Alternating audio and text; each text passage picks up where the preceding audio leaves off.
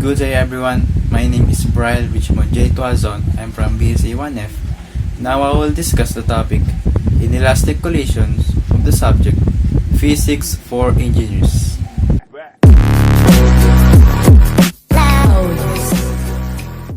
Now I will show you an example about inelastic collisions. A 0.5 kilogram snowball moving at 20 meter per second strikes and sticks to a 70 kilogram man standing on a frictionless surface or frozen water. What is the man's final velocity? So ito daw yung snowball at tumama siya sa man. Then yung mass ng snowball o yung M1 is equals to 0.5 kilogram. Then yung V initial niya o yung V1 is equals to 20 meter per second. Then yung man naman daw, yung mass niya or M2 is equals to 70 kilogram. Then ang kanyang initial velocity o V2 is equals to 0 kasi at rest lang siya. So we have momentum initial is equals to momentum final.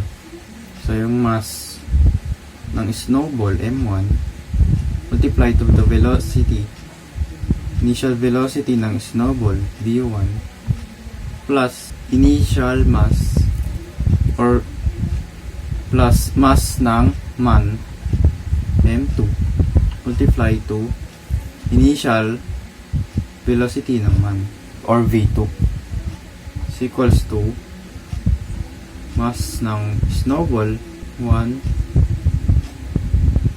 yung velocity ng snowball V1 prime plus mass ng man M2 velocity ng man or velocity ng man or V2 prime. So since yung initial velocity ng man is 0, makakancel na to kasi yung V2 is equal to 0. And then since inelastic collision nga siya, yung V2 prime o yung final velocity ng man is equal now to the final velocity of the snowball or V1 prime. So equal na lang natin siya sa VF. Then i-rewrite lang natin M1 V1 is equals to, ito ngayon since magkamukha lang ito at ito, i-factor out na lang natin. So VF multiply to M1 plus M2. Then divide both sides by M1 plus M2.